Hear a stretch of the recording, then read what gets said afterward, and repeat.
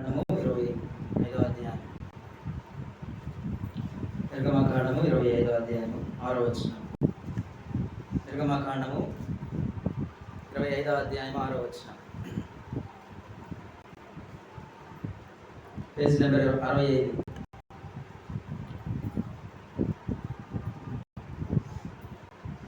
ప్రదీపమునకు తైలము, అభిషేక తైలమునకును, పరిమళ ద్రవ్యముల ధూపమునకును, సుగంధ సంభారములు.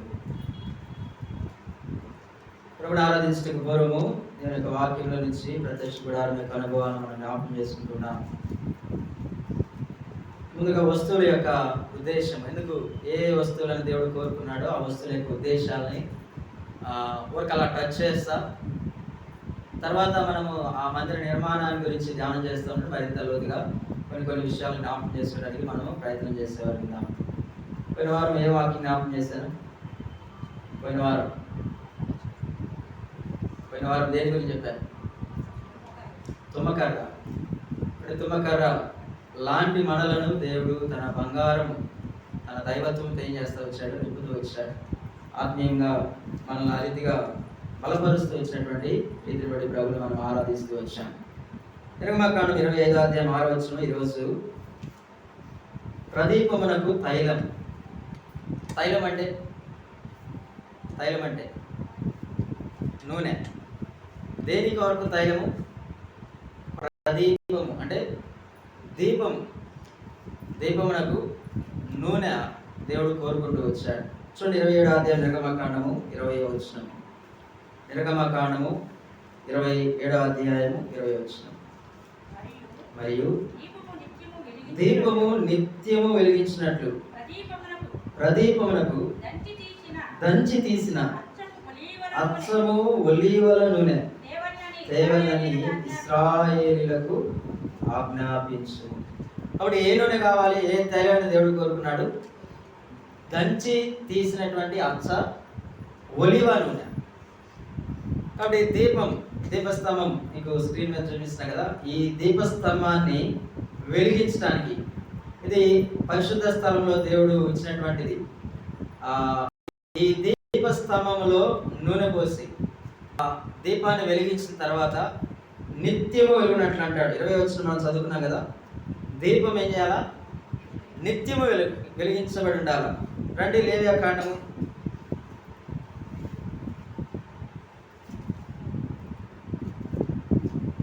24వ అధ్యాయము 2వ వచనం.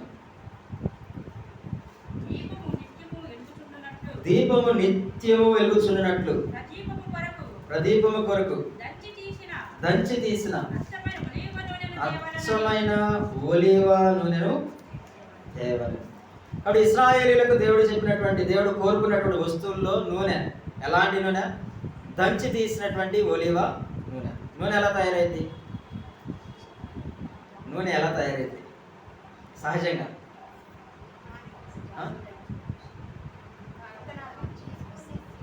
సీడ్స్ని ఏం చేయాలి? విత్తనాలు ఏం చేయాలి? గానుగులు వేస్తారు. గానుగులు ఏం చేస్తారు? గానుగులు ఏం చేయాలి? దంచరు, ఒత్తుతారు.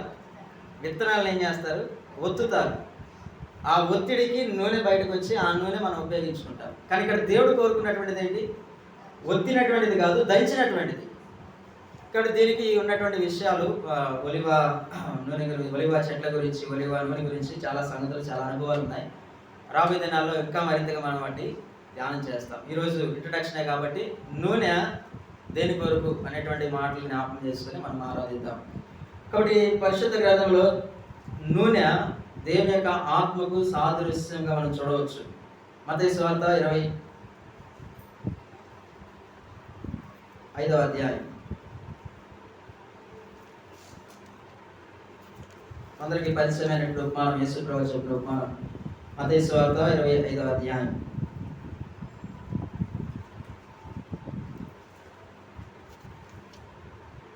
నాలుగవ వచనం.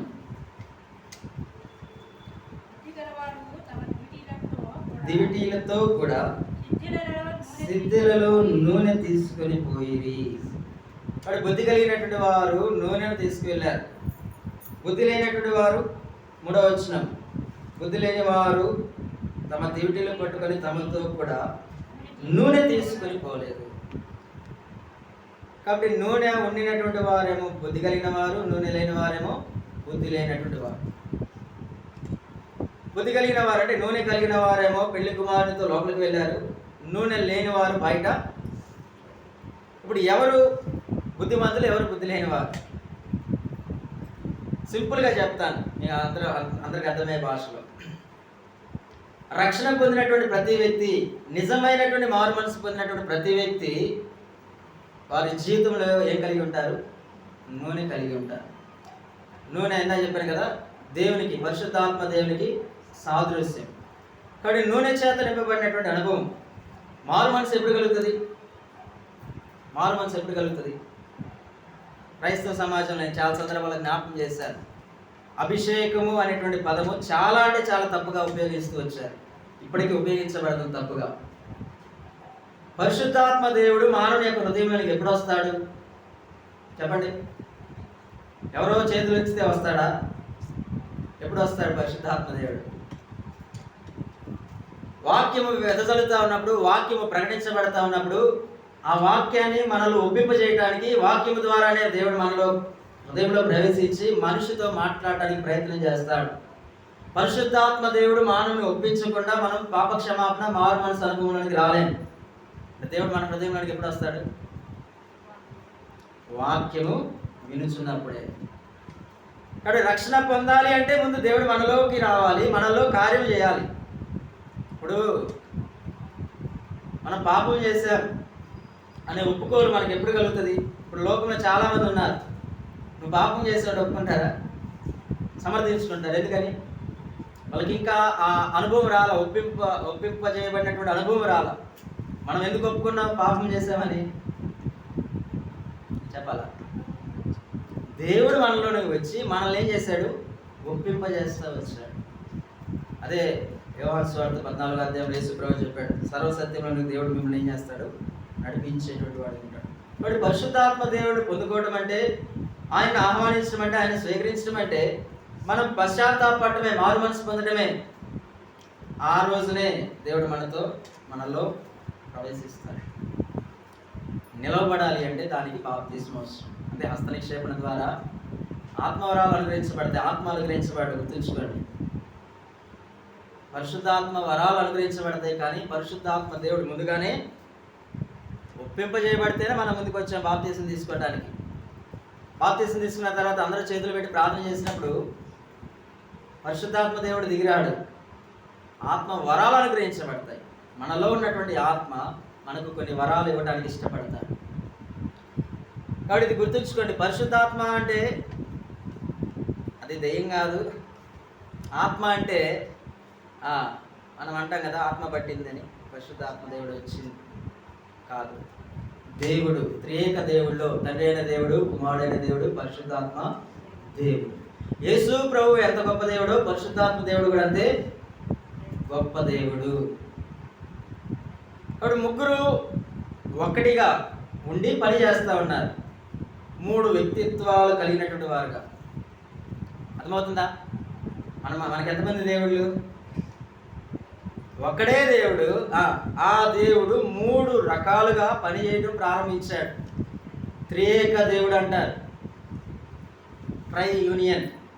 ఈరోజు నా త్రిత్వాన్ని గురించి, లేకపోతే తండ్రి, కుమార, పరిశుద్ధాత్మ దైవత్వం గురించి అనేక రకాల దుర్బోధన లోకంలో సంఘాల్లో ప్రవేశించాయి. జాగ్రత్త కలిగి జీవించండి. తండ్రి గొప్పోడా, కుమారుడు గొప్పోడా? పరిశుద్ధాత్ముడు గొప్పోడా, కుమారుడు గొప్పోడా? ఎవరు గొప్ప? ఎవరికి గొప్ప? అందరూ కూడా సమానమే. అయితే మానవునికి అర్థం అవటానికి, అందుకే యేసుక్రీస్తు ప్రభువు భూమి మీద జన్మించినప్పుడు చూడండి, లూకాసు వార్త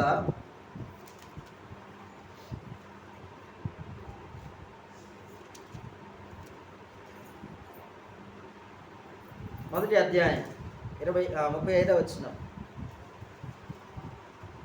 లూకాసు వార్త 1వ అధ్యాయం 35వ వచనం. పరిశుద్ధాత్మ నీ మీదికి వచ్చినప్పుడు సర్వోన్నతుని శక్తి నిన్ను కమ్ముకొనును గనుక పుట్టబోవు శిశువు పరిశుద్ధుడై దేవుని కుమారుడు అనబడును. పుట్టబోయేది దేవుని కుమారుడు అని చెప్పలా దేవత. ఏమంటా ఉన్నాడు? దేవుని కుమారుడని పిలువబడతాడు. మనుషులకు అర్థం కావడానికి అలాగన పిలువబడతా వచ్చాడు దేవుడు. ఇప్పుడు ఎవరి ముందు? తండ్రి ముందా, కుమారుడు ముందా, పరిశుద్ధాత్మ దేవుడి ముందా? చెప్పాలా? ఎవరికంటే ముందు? ఆదికాండం 1వ అధ్యాయంలో దేవుడి గురించి పరిచయం చేస్తూనే 2వ వచనం అంటాడు, దేవుని ఆత్మ జలముల పైన. అంటే పరిశుద్ధాత్మ దేవుడు కూడా సృష్టికర్త అయినటువంటి దేవుడు. ముగ్గురు ఒకటి ఎట్ట అవుతారండి? చాలా మంది అడిగే ప్రశ్న. ఈ పిడి సుందరరావు బ్యాచ్ కావచ్చు, క్రీస్తు సంఘం కావచ్చు, తర్వాత కొన్ని డినామినేషన్స్ ఉన్నాయి. ముగ్గురు ఒకటి ఎట్ట అవుతారు? 1+1+1 ఎంత? 3. మరి ముగ్గురు దేవుళ్ళు కదా. అక్కడ వేయాల్సింది 1+1+1 కాదు, 1 ఎంత? 1. ఇక్కడ మన దేవుడి గురించి మనం తెలుసుకోవటం చాలా అవసరం. మన దేవుడు ఎలాంటి దేవుడు? ముగ్గురు ఒకటి ఎట్లా అవుతారు? సింపుల్గా చెప్తాను మనకు అర్థమయ్యే భాషలో. నేను కనపడతా ఉన్నా, నేను ఒక్కడనే ముగ్గురునే?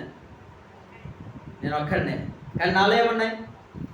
బయటకు కనబడుతున్నటువంటి శరీరం ఉంది, లోపల ఆత్మ ఉన్నది, లోపల ప్రాణం ఉన్నది. ప్రాణము, ఆత్మ, శరీరం. ఈ మూడిట్లో ఏ ఒక్కటి లేకపోయినా నేనేమైనట్టు? నాలో ఆత్మ లేదనుకోండి, నేనేమైనట్టు? వృద్ధి పొందినట్టే. నాలో ప్రాణం లేదనుకోండి, ఏమైనట్టు? వృద్ధి పొందినట్టే. నాలో శరీరం లేదనుకో, కనబడతాను మీకు. ఇక్కడ ముగ్గురు ఒకటి. ఎట్లా అంటే దేవుడు తన స్వారూప్యంలో తన పోలిక చొప్పున నరులను చేస్తూ వచ్చాడు. ఎట్లా చేశాడు? ఆయన ఎలాగో త్రియేక దేవుడిగా ఉన్నాడో మానవుడు కూడా అలానే చేస్తూ వచ్చాడు, ఆత్మ, ప్రాణ, శరీరములతో. కాబట్టి ఇది చాలా సింపుల్ లాజిక్. మరి జనాలకి ఎందుకు అర్థం కాదు మనకి ఎందుకు అర్థం కావట్లేదో ఆశ్చర్యం వేస్తూ ఉంటుంది. కాబట్టి పరిశుద్ధాత్మ దేవుడు ఆయన యొక్క కార్యాలు అద్భుతమైనటువంటి. ఆయన సృష్టికర్తగా ఉన్నాడు. మనల్ని ఒప్పింపజేసేటువంటి బాధ్యత ఆయన తీసుకున్నాడు. వారు ముగ్గురు కూడా తండ్రి, కుమార, పరిశుద్ధాత్మ దేవుడు వారి యొక్క సమయాలలో ఒక్కొక్క బాధ్యత నిర్వర్తిస్తూ వచ్చారు. యేసుప్రభువు వారు ప్రాణం పెడతా వచ్చాడు, పరిశుద్ధాత్మ దేవుడు ఒప్పింపజేస్తూ వచ్చాడు, తండ్రి అయిన దేవుడు క్షమిస్తూ వచ్చాడు. అర్థమవుతుందా? కుమారుడు ప్రాణం పెడితే పరిశుద్ధాత్మ దేవుడు మనల్ని ఒప్పింపజేస్తే క్షమించింది ఎవరు? తండ్రి అయినటువంటి దేవుడు. కాబట్టి నూనె పరిశుద్ధాత్మ దేవుడికి సాదృశ్యం. ఇంకా చెప్పాలంటే దేవుడికే సాదృశ్యం. పరిశుద్ధాత్మ దేవుడు అలా కన్ఫ్యూజ్ అవ్వకండి. నూనె దేవునికి సాదృశ్యం. ఇప్పుడు మన జీవితంలో ఒకసారి జకర్యా గ్రంథం, ఇక్కడ ఒలివ నూనె గురించి మనం మాట్లాడుతూ ఉన్నాం. జకర్యా గ్రంథం 4వ అధ్యాయం.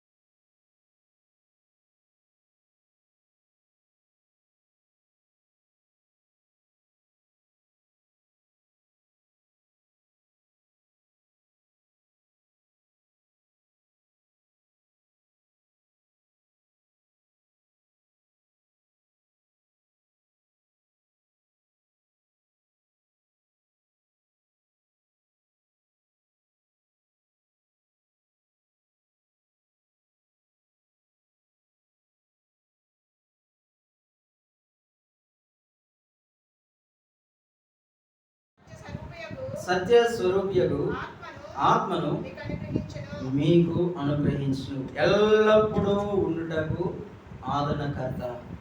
ముస్లిమ్స్ కూడా ఇదే సమస్య. వాళ్ళు కూడా దేవుడు ఒక్కడే, యేసు ప్రభు దేవుడు కాదు, యేసు ప్రభు ప్రవక్త అని చెప్పేటువంటి వారు. పరిశుద్ధాత్మ దేవుడు కాదు, ఇక్కడ రాయబడుతున్నటువంటి ఆదరణకర్త మహమ్మద్ ప్రవక్త అని చెప్పి వారు బోధలు ఉంటాయి. పరిశుద్ధాత్మ దేవుడి గురించినటువంటి వచనములు ఎల్లప్పుడూ దేవుడు మనలో ఉండటానికి ఇష్టపడుతూ వచ్చాడు. నిర్గమాకాండం 25వ అధ్యాయంలో నేను వారిలో నివసించినట్లు అంటాడు. కృత నిబంధనకి వచ్చేసరికి మనలో ఉండటానికి దేవుడు ఇష్టపడుతూ వచ్చాడు. మన యొక్క హృదయం కొరింథీ 10 అంటాడు కదా, మీ హృదయం దేవునికి ఆలయమై ఉన్నదని మీరు ఎరుగురా అంటాడు. హృదయంలో ఎన్నో రకాల పరిస్థితులు, మార్క్స్ సువార్త 7వ అధ్యాయంలో మనం చూస్తే హృదయంలో నుండి అన్ని రకాల చెడు లక్షణములన్నీ కూడా బయలు వెళ్తా ఉన్నప్పుడు చూడండి ఒకసారి ఆ మాట. మార్క్స్ సువార్త 7వ అధ్యాయం